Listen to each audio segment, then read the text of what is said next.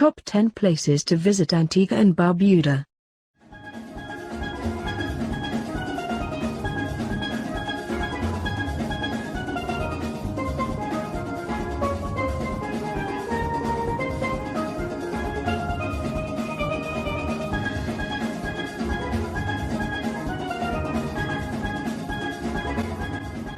For more than 250 years, ships of all shapes and sizes have been drifting into the waters of Nelson's Dockyard, from the old cannon-topped frigates of the colonial British forces in the 1700s to the sparkling white yachts that billow down from Freeman's Bay today.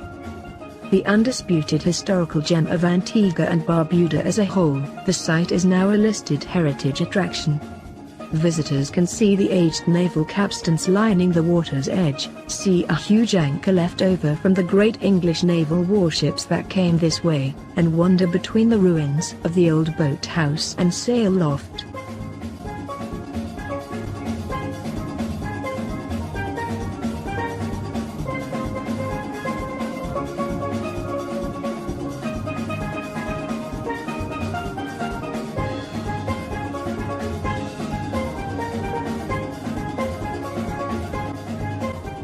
Stingray City does exactly what it says on the tin, offer a glimpse at pods of the great rays as they glide beneath the crystal-clear waters of the Caribbean Sea.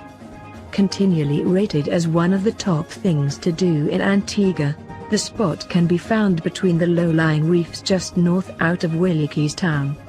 Travelers start the day with introductory classes on how to handle the island's breed of southern ray, before heading out to the shallows and joining them for a snorkeling session.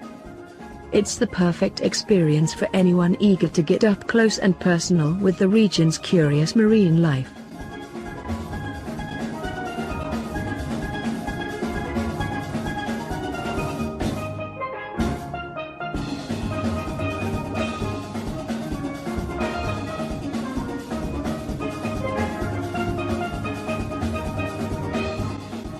Looming nearly 500 feet above the crashing waves of English Harbour is where visitors will find the ridges of iconic Shirley Heights, the island's most talked-about lookout point.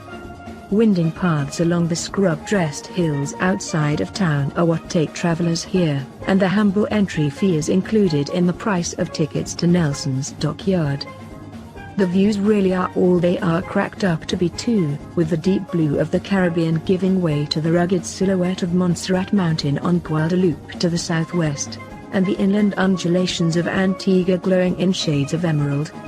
Oh, and the famous green flash sunsets are another bonus.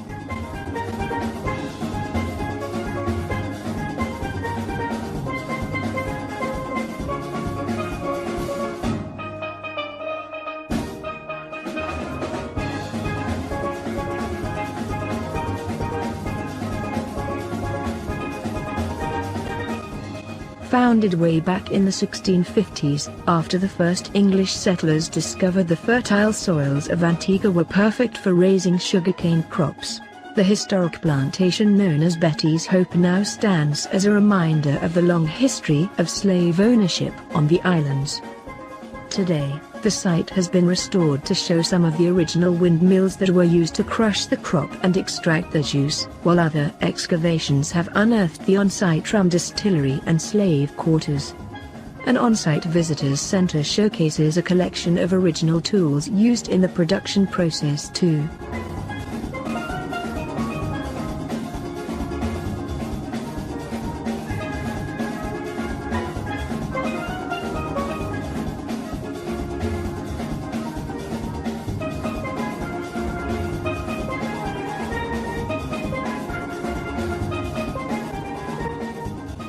Clambering out of the crashing rollers of the Atlantic, where the billowing trade winds meet the rugged east coast of Antigua, Devil's Bridge is a breathtaking and eye-opening geological wonder. Eroded by the continuous onslaught of the waves, it's famed for its craggy appearance and the way the swells break dramatically, erupting like geysers against the rocks and blowholes along Indiantown Point. The spot is also steeped in a haunting history, and locals, especially the older ones, know it as the place where escaped slaves would go to commit suicide.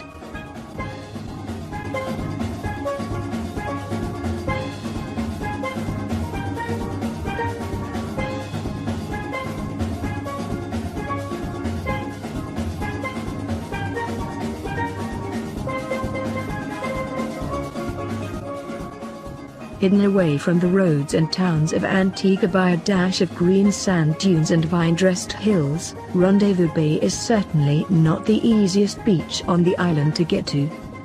But therein lies its beauty. Almost always empty and secluded, the spot can only be reached after a 30-minute hike from the outskirts of Falmouth town. And boy is it worth it. Empty sands abut a sea of sky blue. Cacti loom on the hillsides and the salty breezes form the backing track. There are some tour operators who offer organized walks to Rendezvous Bay, perfect if you fancy a bit of company along the route.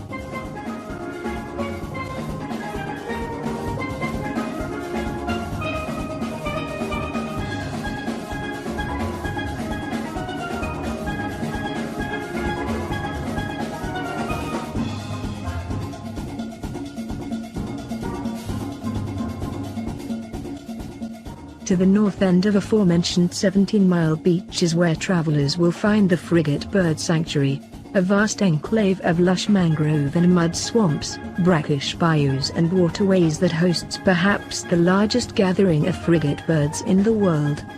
That's right. This small area of land on untrodden Barbuda is the prime spot for seeking out the curious red-throated flyers that bellow and bulge with their weird and wonderful mating displays during December and January.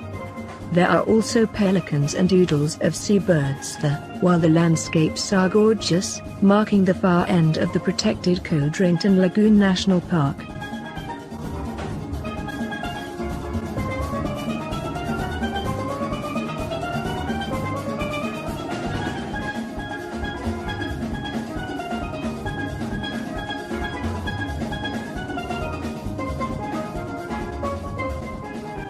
Of the legendary 365, people say one for each day of the year, individual beaches on the islands of Antigua and Barbuda, this narrow strip of glowing, talcum powder sand that abuts the waters of Lignum Vitae Bay is perhaps the single most quintessential.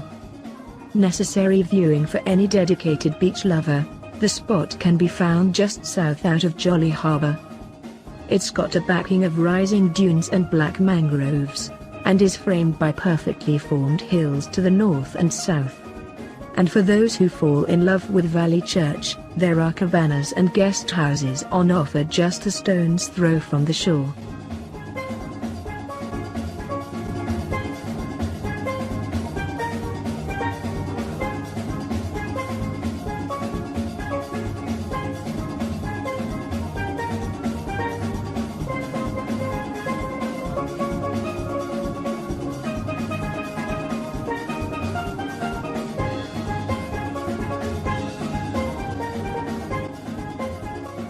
Crowning the tops of the cliffs and rocks just west outside of St. John's, the historic bulwarks and crenulations of Fort Barrington were first raised by the British in the 1770s. Their job was to command the water channels running in and out of Deep Bay, to fend off pirate attacks and other colonial powers. Today, they lie in ruins, but offer a nonetheless haunting glimpse at the deep histories of these two isles. Travelers can get here easily from the sands of Deep Bay Beach or Yetton, and weave between the rusting cannons to gain sweeping views of the Montserrat volcano across the water.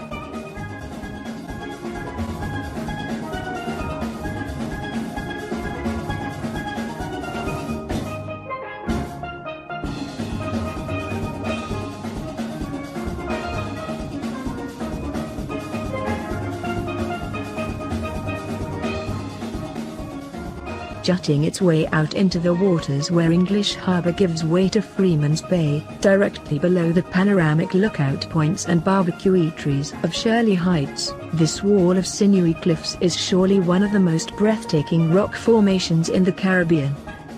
They loom high above some popular snorkeling and sailing spots, looking chiseled and carved with their countless crevices and alcoves.